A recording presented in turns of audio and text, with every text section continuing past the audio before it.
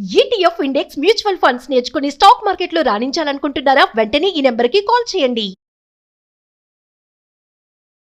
నమస్తే రమ్మ గారు. నమస్తే జయ. ఏదైనా మంచి కథ చెప్తారండి? మామూలుగా పిల్లలకి తల్లుల మాటలన్నిటికీ చాదస్తంగా కోపంగా. మా అమ్మ విసిగిస్తుంది ప్రతిదానికి, మా అమ్మ జడ్జిమెంటల్ గా ఉంటుంది.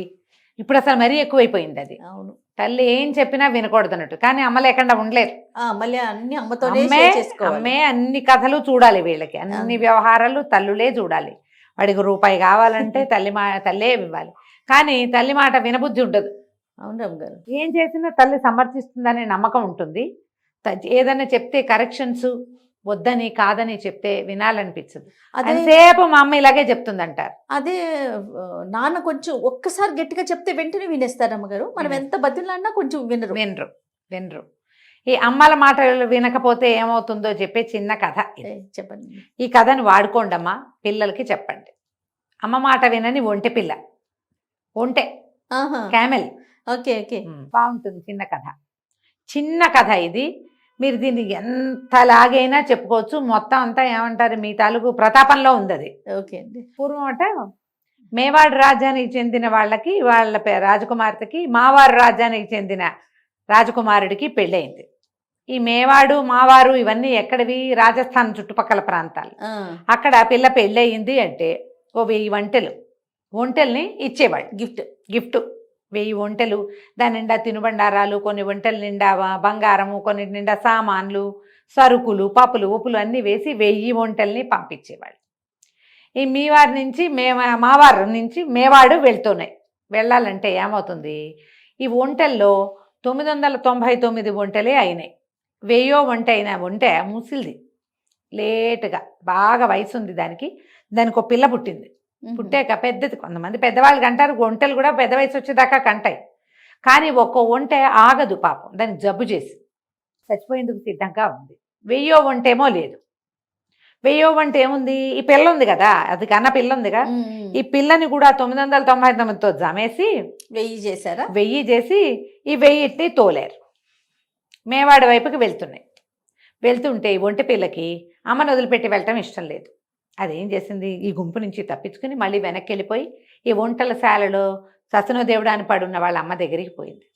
పోయేసరికల్లా ఏడ్చింది, నేను నిన్ను వదిలిపెట్టి వెళ్ళను, నేను ఇక్కడే ఉంటాను, నేను నీతోటే ఉంటానంటే తల్లి బతిమలాడిన, ఆయన నేను ఎక్కువ పూటలు ఉండనురా, నాకు ఓపిక లేదు, వెళ్ళిపో, నువ్వు ఇక్కడ ఒంటరి వాడి అయిపోతావు, మీ అన్నయ్యలు అక్కయ్యలు అందరూ అంత పోయారు, వాళ్ళతో పాటు అన్నయ్య ఉన్నాడు కదా, అన్నయ్యతో పాటు ఉండు, బుద్ధిగా ఉండు, అన్నయ్య దగ్గరికి వెళ్ళు అని పిల్లాడిని ఒప్పించింది. పిల్ల ఒంటె ఒప్పుకుంది ఏడ్చుకుంటూ.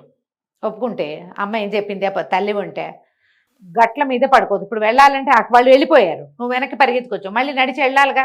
అన్నయ్యని చేరుకునే లోపల, అంటే గుంపుని చేరే లోపల అటు ఇటు ఉన్న దారికి అటు ఇటు ఉన్నటువంటి గుట్టల మీద పడుకోవద్దు, గుట్టల మీద పడుకోకూడదు ఒకటి. రెండోది, మనుషులు మజిలీ చేసిన ప్రాంతాలు కనపడితే మజిలీల్లో పడుకోబోక, నిద్రించద్దు అక్కడ. మూడోది, అన్నయ్య దగ్గరికి వెళ్ళాక అన్నయ్య దగ్గరే ఉండు, ముందే నడువు, కానీ గుంపుకి ముందు వెళ్ళొద్దు, వెనక్కి వెళ్ళొద్దు అని చెప్పి. ఈ 3 మాటలు విను నాన్న, నేను చెప్పిన మాట విను, ఇక అన్నయ్య దగ్గరికి వెళ్ళిపో అని చెప్పి పిల్ల ఆ పూటకు పడుకుంది. తెల్లవారేసరిక తల్లి గిజగిజలాడి చచ్చిపోయింది. తల్లి ఒంటె. అయ్యో. కను మూసిన తల్లిని చూసి పిల్ల బోరుమని ఏడిచి, అన్నయ్యలు కూడా లేరుగా, అందుకని ఏం చేసింది, ఈ ఒంటెల శాల వదిలిపెట్టి ఆ ఎడారి దారిన నడవడం మొదలుపెడితే ఎక్కడో కనపడుతోంది గుంపు. అక్కడ దాకా ఇది టిక్కు వెళ్తుంది. ఒంటె దబ్బు పరిగెత్తదు, దాన్ని పరిగెత్తించాలి. మామూలుగా నడిస్తే తాపీగా నడుచుకుంటుంది. అయితే నడిచి వెళ్తుంటే దానికి చీకటి పడింది, నిద్ర వస్తుంది, పడుకోవాలి. చూస్తే దారిలో పడుకోకుండా వాళ్ళమ్మ ఏం చెప్పింది, పక్కనున్న దిబ్బల మీద పడుకోవద్దంది. ఎందుకు పడుకోవద్దంది మా అమ్మ? పడుకుని చూడాలి.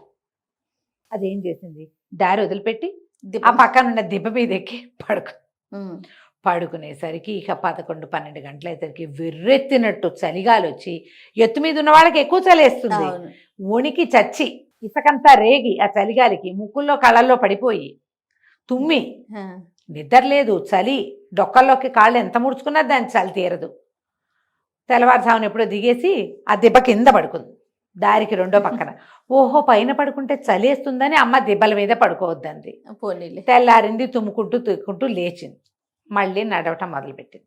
మొదలుపెడితే బాగా నడిచేసరికి దానికి ఈ ముందెళ్ళిన గుంపు ఉందిగా, వాళ్ళు బదిలీ చేసిన ఒక ప్రాంతం కనపడింది చీకటి పడే వేళకి.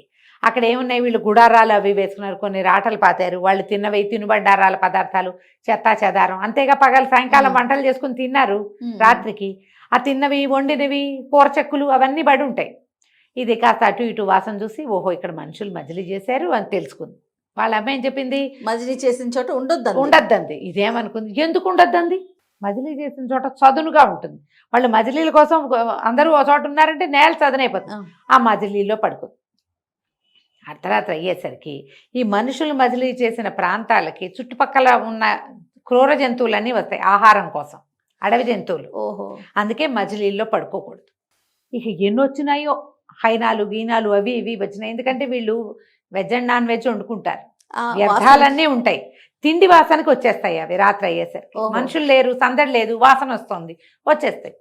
ఇక చావు తప్పి కన్నులు అట్టపోయినంత పని అయ్యి పిల్లమొహంది పరిగెత్తింది అక్కడి నుంచి. ఒంటి పిల్ల పరిగెత్తి మొత్తానికి ఎట్లాగోట్లా వాళ్ళ గుంపుని చేరింది.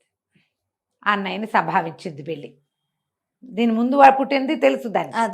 అన్నయ్య అన్నాడు, అదేమంది అన్న ఉంటే ఇక్కడే నడవరా, మధ్యలో నడవరా అని చెప్పి మధ్యలో ఉంది. వీళ్ళ మధ్యలో నడిచేది.